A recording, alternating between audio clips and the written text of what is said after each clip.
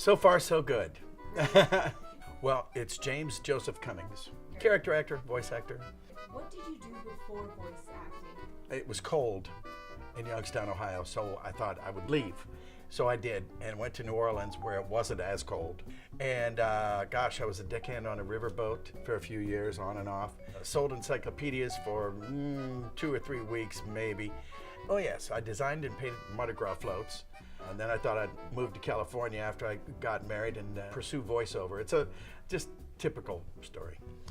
As far as any vocal warm-ups or any regimen like that, I mean, I've never smoked, you know. You hear people say, well, he's got that Marlboro whiskey voice. Well, I could fake it, but just be healthy. And sleep is your friend, especially for singing. You know, Winnie the Pooh and Tigger, I will say, are my favorites. But they're in their own, sort of in their own category, you know, because they came from the classic literature.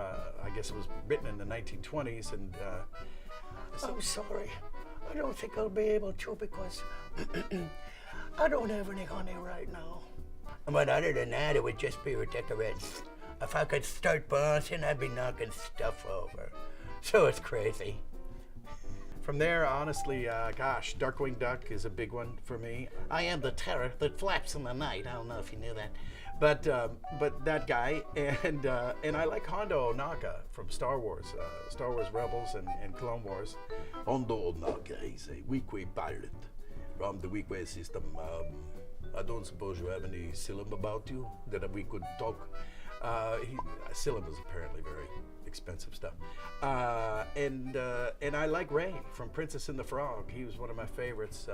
My daughter Gracie thought she was Princess Tiana at the time. She was 4 at the time when it came out, and it was set in New Orleans. And it was so cool because New Orleans is an actual place. It's not like Atlantis or Mars. So I was like, oh yeah, I'm gonna be so Ray, you know. And you know, the women, they like a man with a big back porch. So that what it is, girl. There you go. How long do you think you'll be doing voice acting for? Well, you know, in my business, when you retire, it really only means that they'll send you your retirement money. Because if you get up, if the phone still rings the next day, like, you know, you just get up and go. June Foray, God bless her, she's 94, and she was Granny on Granny's and Sylvester's Mysteries, you know. But if the phone rings, I'll answer and I'll go and do it, because this is the stuff I used to get kicked out of class for. If they quit calling, I guess I'll quit answering. Well, you know, as far as advice for aspiring actors, voice actors, and this is true just across the board, see, you know, just be a sponge. Just be a sponge.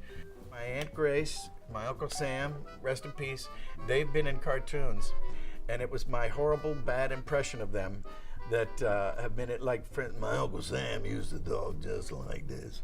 This is a really good impression. Uncle Sam's popped up as a dragon, as an ogre or two over the years, you know, and my Aunt Grace, you know, she sounded like this to my ears, and so she's always showed up as a boxer who's taken too many blows to the head, you know, and so the point is, you know, if you do a perfect impression of someone that nobody knows, that's a new character. And if you do a terrible impression of someone that everybody knows, no one can recognize it, that's a new character. So, you know, you just like a sponge, you know, and you just go ahead and, you know, keep your eyes and ears open. And I think that's the best advice, you know, to do.